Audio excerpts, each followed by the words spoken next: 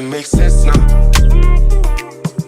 Shit just got real, things are getting intense now. Hey y'all, welcome back to my channel. So we here again. We're gonna talk about Put a Ring on It, the episode that premiered last night. Hold on, y'all. Let me get my notes together, cause child, if I delete this, I'm gonna be mad. Hold on. Let me get the iPad pulled up. All right, y'all. So this is a fairly decent episode. Okay, I mean, it wasn't a complete snooze fest. I was in my phone a little bit, but not a lot. Not compared to the last episode. But yeah, let's just go and get into it. So starting off, we still with Dr. Stacy asking Ricky for a damn feeling.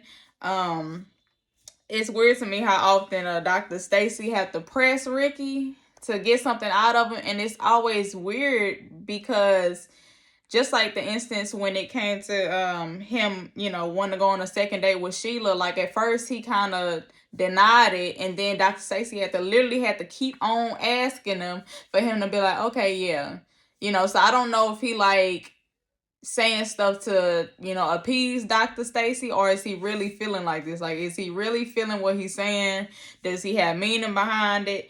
I'm a little over Ricky, but here we are. He's still here, and he did deny going on another date with Sheila, saying that it's more so like a friendship. And I told y'all that in the last review, it was giving friend zone. Like Sheila friend zoned him. I feel like if Sheila didn't friend zone Ricky, then he wouldn't want to go on another date with her. But Sheila see that Ricky ain't somebody that she's supposed to be with, and I wish Catherine would see it, but Catherine loved this man for some odd reason. She loved that little bitty braid, a lock, a faux lock, child, whatever he got in the front of his damn head. I cannot tell what it is. I don't know if they mini plaits.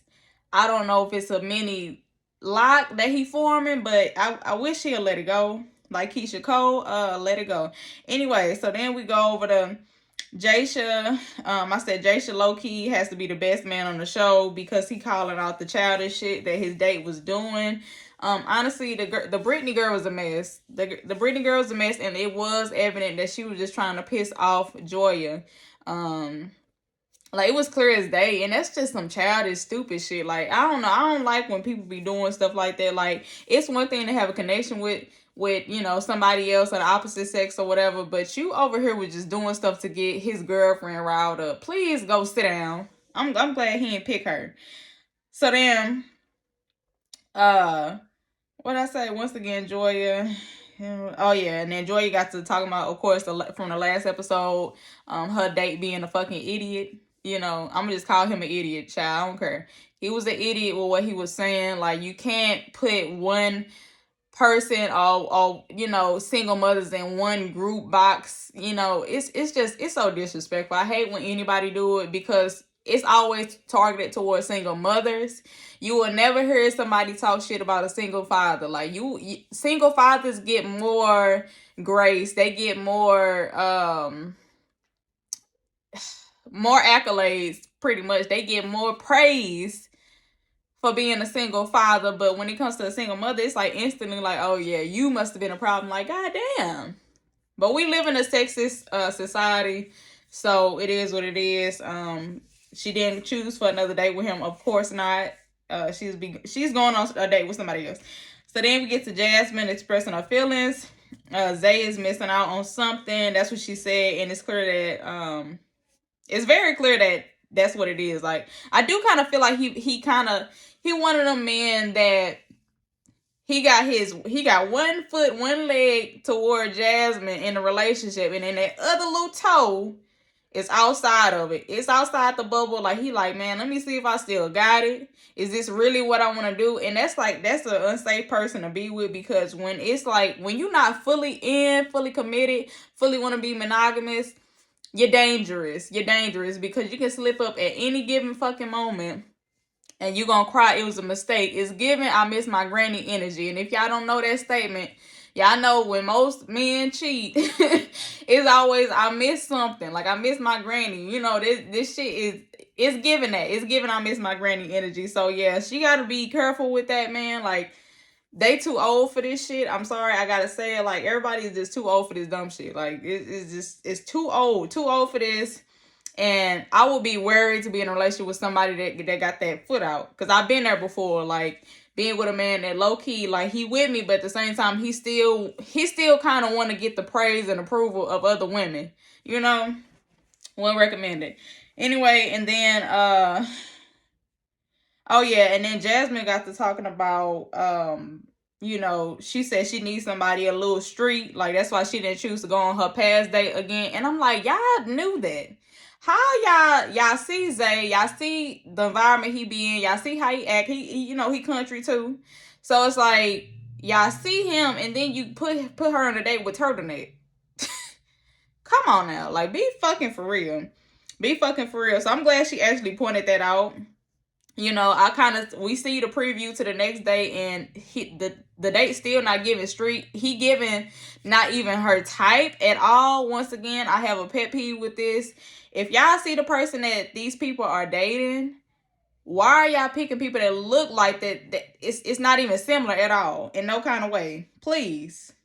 So anyway, I said, stop getting these damn turtleneck men. Y'all know that's another thing. Like, the turtlenecks, I hate when men wear turtlenecks. Like, it's something about it that gives corny to me. I know that's crazy, a crazy statement. Some people probably side-eye me like, girl, what the fuck are you talking about? But yeah, the turtleneck, no. Anyway, so now, this week, some people are going on dates. Some people are chilling out and staying back, you know. Hold on, y'all. Let me get a little water right quick, child. My fault, y'all. So anyway, some people going on dates, some people are not. Dr. Stacy said that she going out with Ricky and Catherine for a little counseling session. They definitely need it out of everybody. I ain't gonna lie to you. But yeah, so then also this week, you know, they meeting up with some of their family members and they kind of just chatting about their current relationships and what's the problems, what's the process, what's going on, and all this other stuff. So then it switches over to Joya in the car. So then we switch over to Joya and Jaisha in the car on their way back to the crib. Joya got an attitude about Brittany, talking about, you know, what she say? She was basically mad she said she didn't give him boundaries and she should have gave him boundaries. And I feel like she was blaming Jaisha for, you know, Brittany bending over and twerking and all this other stuff. That is out of that man's control. It is different if they was on a date and she saw her man literally like he was caressing her or some shit or doing all that touching that she was doing. It's just like, girl, I had to say, like, I feel like she needs to fucking relax, because it'll also be different if Jaisha picked her for another week. He literally cut that shit off like, sis was doing too much. He acknowledged that she was doing too much to piss Joya off. And it's like, girl, you can't accept that. Like, he didn't go on another damn day. Like, a waste of energy, y'all. A waste of energy. She wanted to argue. She either wanted to argue or she wanted to have a moment for us so we can, you know, get riled up or some shit. It was a waste of time. So then Jasmine has her mom and brother over, and then the mama instantly like, y'all need therapy, because Jasmine had brought up that, you know, they got like a counselor or whatever for this process. And then the mama was making faces. I ain't gonna lie, the mama was funny with the faces she was making. The brother really wasn't talking. Matter of fact, I don't think he said anything besides asking Jasmine, was she ready for marriage. Other than that, the brother wasn't even talking, so he didn't need to come. Jasmine's mother was calling her out, saying that she was controlling towards Zay and the family, and I definitely can see it. Well, I wouldn't say controlling. I would more so say the girl is slightly insecure, like, you know, or at the same time, she know that her man got these wondering eyes, wondering hands. So she be on standby at every time. Like, she giving that she got a tracker in his phone or in his car. Like, that's the energy Jasmine give me towards Zay. Then they had brought up the damn promise ring that Zay gave her. I literally forgot about that, y'all. Like, I think that was in the 3rd episode, though. if I'm not mistaken. That was either the third or the fourth episode. It's one of the episodes that I didn't cover on this channel. But he proposed, well, not proposed to a child. He gave her a fucking promise ring, and I was just like, at this big age, I need people to stop. I'm gonna have to throw in my own past. Like when I was 22, y'all, I had a man that I was dealing with gave me a promise ring, and I was like, engagement ring, you mean? Because I kind of bullied him into saying it was an engagement ring, because it's like, bro, I'm too old. If you know what your woman or spouse in general wants, which is marriage, please don't play in her face by giving her a promise ring. That is just so childish. We are not in fucking middle school or high school. Okay? At this big age, it should be instantly an engagement ring. I don't need a promise ring. The promise is the fact that we together. Like, we literally boyfriend and girlfriend. I don't need a fucking promise ring to be like, well, eventually you'll get the engagement ring. No, that's too many steps. It's people that get married in like under a fucking month and be together for years successfully, not just years in like heartbreak and heartache and all the other shit. It be years and they be successful with their marriage. So let's stop playing. I would have put that damn promise ring, you know, somewhere underneath the pillow, underneath the dresser. Stop. Zay knew better. He knew. So that was just disgusting. That's the only word I can think of is disgusting, because that would have turned me out completely. Like I said, we are too big at this age to be giving promise rings, especially in front of people. Like, you getting a whole group of our friends and family together for you to give a promise ring. Don't embarrass me. Anyway, so then we switch over to Catherine meets with her granny and her, I said I thought it was her uncle, but that was her daddy. And you know, Catherine gets emotional about growing up without her father. And so she met her father kind of later on in life. Like, it wasn't like where she spent like her whole life with her father. And she said like how that related to, you know, the relationship that she had with men. And then she was saying that Ricky is a good man. And I was like, Ricky is not a good man, sis. He wants you because you the nanny and the in-house maid in that damn Family Matters house. That's what I'm calling it, y'all. It ain't the Full House no more. It's the Family Matters house, because everybody litter. Or it's the damn Cosby Show house. Everybody and their mama should not be living in one sole house, and y'all grown, especially when he got kids too. Like, if he a good man, he would not be sharing a car with you. If he was a good man, he would not be every time you get emotional. Like, if he was a good man, you just wouldn't have these many problems, sis. Like, even feeling uncomfortable with the ex-wife, you would not have these problems where he's staying the night. I still can't get over that. He was spending the night at the damn ex-wife house, supposedly watching their kids. Woo-wee. Anyway, and then also Catherine points out that she got issues with her mother. She feels like since her mother was a teen mom, she couldn't grasp the concept of being a parent. And I definitely can relate to that. But at the same time, I don't give grace to it, because it's a lot of single mothers or, you know, teenage mothers. And my mama didn't even have me at like an early like teenage year. Like, it was like upper 20s. And that's a whole nother story for a whole nother day. But anyway, I feel like it's a lot of people, a lot of parents that have their kids, regardless of the age, you know, even as a single teenage mother, they had their kids and they still become emotionally and physically there like a great parent. So I don't give grace for that. I don't play around that topic for real. Like, I got a kid of my own, and I would never blatantly avoid her emotions, you know. And that's why a lot of people, individuals in general, that grow up to be shitty people or confused people, are still people that feel like they're in a adolescence stage. Like, it'll be moments where you kind of zone out and you feel like a kid again, because you wasn't nurtured, because you wasn't treated well as a child. But y'all, we don't get too much into it. But yeah, basically she got issues with her mother. Catherine at the table reading the scripture. Well, this is the next scene. So Catherine was at the table reading the scripture book. You know how you can get from the dollar store the little scripture books. And I'm like, girl, now Catherine, now that is not your book. Stop playing.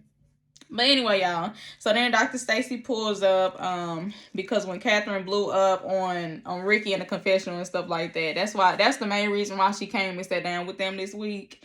And Catherine said she blamed her mama for her aggressiveness, but then I was like, I feel like it could be partially because of, well, she said because she couldn't express herself as a kid and everything. But I do feel like she really suppresses her emotions because, for one, she in the house with all Ricky people. Like, you can't really go in if his whole family there. Like, let's just be honest. You can't really say what you need to say what you want to say if the whole family is there.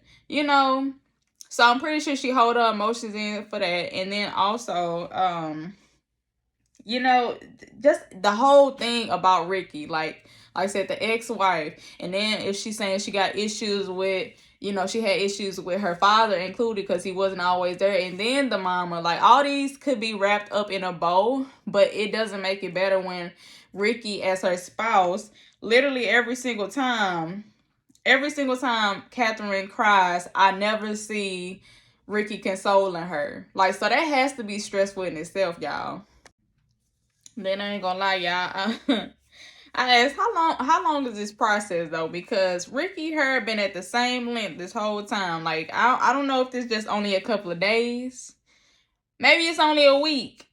Okay? But I'm sorry, I gotta give heat to Ricky, man. Like, Ricky funny, like, not funny haha, but it's funny to me. Like, it's a comic relief for the show because I know Ricky is just he should not be with Catherine. Okay, well, Catherine should not be with Ricky. Let's just put it like that. Catherine, look, coming from a woman that literally was with somebody that, pretty much had, well, not the same situation going on, but with drama and all this other stuff and not having any kids with that person at first initially, run.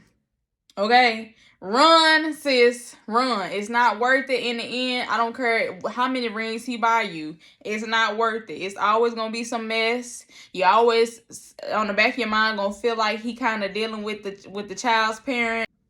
Run. Okay? Anyway. So, then, we get to Catherine was crying on the couch. This is when they kind of switch back to where they with no, they're not with Dr. Stacy anymore. They still in the house. They still in, the Family Matters house. And Catherine was crying on the couch. Once again, Ricky got elevator music playing in his head. He does not comfort Catherine. I don't know how. I think I wrote this a couple of times in these notes. He doesn't comfort Catherine when she cries. Like, that has to be a red flag, if not questionable. Okay, even if it ain't a red flag, it's questionable behavior. If I'm with somebody and they crying, I promise you I'm consoling you. Like, whole time, I'm ready to go to war because who making you feel this way? If it's me, I need to change something about myself because I should not be with somebody and I'm making them cry like this. I should not be with somebody, and even if I'm not the reason, I shouldn't feel like I shouldn't console you. But hey, anyway, so then we get to Joya and her date Luther. I mean, he decent. I love his thick eyebrows though, y'all. I ain't even gonna lie, y'all. Little quick little fun fact about me. I love men with thick eyebrows. I don't know, it's just some. I think Lorenz Tate did it for me. Like in Love Jones, like it's the thick eyebrows for me. So anybody with thick eyebrows, man, it's something to my spirit. So then Joya finds out that this man, first of all, they kind of ordered the same thing. She thought that was cute. I don't know. I guess. I mean, it's just food, sis. It's just food. Fuck it. Like, if I go on a date and somebody ordering the same thing as me, okay, girl. Like, I mean, he got good taste then. Other than that, I'm not excited for it. I'm not like, oh, we meant to be together. Like, it was giving that for her. Like, she was so giddy and happy for that. I don't know why. So then Joya finds out that he's a Scorpio and instantly brings up the typical, everybody just think Scorpios is the freakiest of the freaky ever. Like, that was so childish to me. I ain't even gonna lie. Like, the last time I was kind of like bringing shit like that up, if somebody told me that there was a Scorpio, was when I was in high school. It was a dude in particular. I can't even remember his fucking name. But He was a Scorpio, and he was freaky. I ain't even gonna lie to you. But I mean, I didn't put that as I grew up. I didn't put just because you a Scorpio in a box. Like I put all Scorpios in a box. Oh, they freaky as hell. That doesn't mean that. Okay, that doesn't always mean that. But sis brought it up. You know, she asked him, was he sexual, which was crazy to me. Like, this is the first day you already talking about sex. And then I also was like, this kind of blew me, because this was the same lady, same woman in the car in the previous scene going off on Jasha about, you know, how Brittany was twerking in front of him, which was out of his control. And she was like pissed off for that, but yet you bringing up sex with this random person. Now I'm starting to kind of side eye you, because now it kind of makes sense as to why you went on the second date with Turtleneck from the last episode. Now it kind of makes sense, because you like that sexual talk. Like, I don't know if you want somebody just to bend you over and blow your back out or whatever, or you seriously, you know, understanding this process, because it just seemed like you just freaky as hell. Like, I don't know, like you just want to have sex or some shit. Like, yeah, I could be wrong, but y'all let me know how y'all feel in the comments. It was just, I don't understand it. I really don't understand it. Like I said, it's something about when a man talk about sex with her, she get riled up, she get real giddy. It's childish. I don't understand it. She got to work on that. Dr. Stacy needs to be meeting with her to talk about that shit, because it's something going on. Anyway, they also connected. You know, Joya said her favorite animal was a flamingo, and he literally paint flamingos. Like, then you see in the next episode, like, he gifting her a painting, which I'm assuming, of course, it's the damn flamingo. I ain't gonna lie, the man is a great artist. Luther is a great artist. You know, love that. I love creative people. Love that for them. Anyway. You know, but I still didn't get the connection between them. I ain't gonna lie. Like, I mean, I don't know. I didn't see any sparks with him in his eyes. Like, I was seeing it with Joya's eyes, because she just, I feel like she kind of one-sided. But anyway, like, I seen the spark in her eye, but I didn't see it in his eye. But he could just be an overly relaxed dude. So then we get to Zay's date with Kenyatta. That's the girl name. He didn't pick the last girl from last week. He wants to move on to somebody else. I instantly said that's not his type. I need them to start getting people that more so are their type. And we have to be honest, a lot of... Oh, you know what? I ain't even going to say it. I ain't even going to say what I was going to say. I'm going to wait on that. But all I'm going to say is, with this process, they need to get more people that kind of resemble who they talking to, if not on the same level. You know, to make it make more sense, you know. And that's just the start of it. Then you got to look at the background, you know, and see what they really are looking for. Because like I said, with the last episode, the man he didn't take women seriously with kids. And then y'all put her on a date with somebody that's a single mom. Like, that don't even make sense. But yeah, so wasn't his type. Zay was talking about in his past life, he was white. I got weak at that. I ain't got weak at that. Now, just because you like skateboarding and skiing and stuff like that does not make in your past life you was white. Because I ain't even gonna lie, like growing up and shit like that, I think what got it for me was girl, I'm about to say Tony Stark. What is his name? Tony something. Y'all, Tony Hawk. When Tony Hawk was skateboarding and shit, and then when what was that game? It was like a snowboarding game that had came out back in the day. When all that stuff was happening, I instantly was like, I need a skateboard. I used to bust my shit on my skateboard so many times, y'all. I still don't know how to ride a fucking skateboard, baby. I ain't like Lil Wayne. Lil Wayne is clearly, he doing his skateboard shit. That ain't me. But yeah, like, that don't mean in your past like you was white. Like, it's black people that like shit like that too, though. But I thought it was funny. You know, Zay is a little slick comedian. But yeah, once again, it was giving homegirl vibes, though, with him and Kenyatta, though. I have to point it out, y'all. Some people may not have noticed it, but I noticed it. If I'm on a date, I'm not slouching, y'all. I'm sorry. Like, you just gotta... Because I naturally slouch if I'm at the crib. and I'm chilling. I don't know. It's like my back be like, yeah, girl, you comfortable. Slouch a little bit. But I know it's not right for you to slouch. But if I'm on a date, I'm not slouching. Sis was literally lean back, slouching in that damn seat with Zay. Like, it was looking like homegirl, homeboy vibes. Like, sis should at least set up a little bit. Set up straight, you know? But, girl, she didn't give a fuck. So, whatever. She also is a flight attendant. My stupid ass. She also a flight attendant. And that perked up Zay ears. I ain't even gonna lie to you. He like, man, he trying to get them free flights. I ain't even gonna lie to you. He want them free flights, them points. I really didn't see a connection with them, but like I said, it's given he need to connect. Like he want to connect for flights. So yeah. I mean, that could be a good person to have around you, man. If they got discounts like that, if they put you on their little list to get you on free flights, I mean, hell, he doing right, I guess. I don't know. So then, what did I say? Joya meet with her sister Kathy. They really weren't talking about much. I feel like she's so focused on having a child. It's beginning to be more so, I just want the child with you. It doesn't necessarily have to end with marriage, but I want a child from you. And that's a little dangerous too, because clearly he kind of making it seem like he don't want kids right now. Even if he's saying that down the line he wouldn't mind. If somebody is upfront and saying that they don't want kids right now, like, just take them for what they saying. Then we get back to Zay and Jasmine. This is when they all kind of meet up in front of Dr. Stacy, or all the couples is together. He was saying that she not the problem, because Jasmine was saying that, you know, her mama makes her feel like that she's the problem when it comes to the relationship between her and Zay. And how do I feel about that? Girl, I just kind of had like a brain for a child.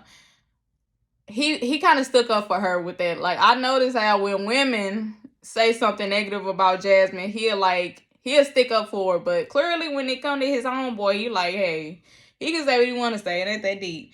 But then I also kind of put a little sidebar. It was him in that damn white shirt for me. Like, that chocolate skin with that white shirt, baby, with the chain. I ain't gonna lie to you. I kind of ate that up.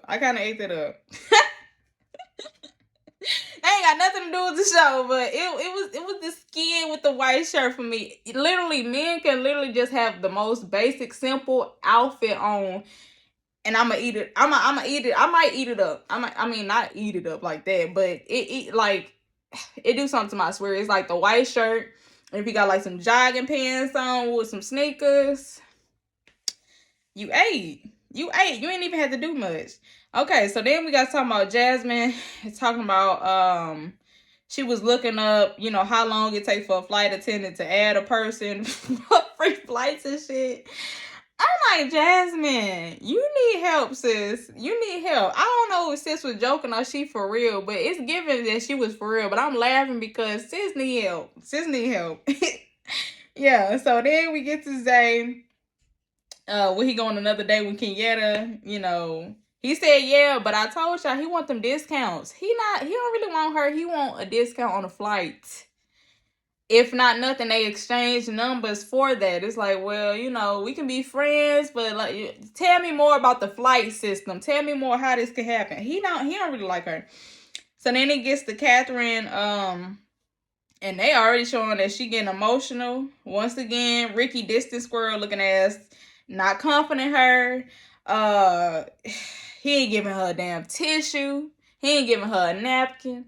He not even paying attention to her. It's like, it is just, I don't like that. I don't like that, y'all. I do not like that. I don't like it. I don't know how many times I gotta say it.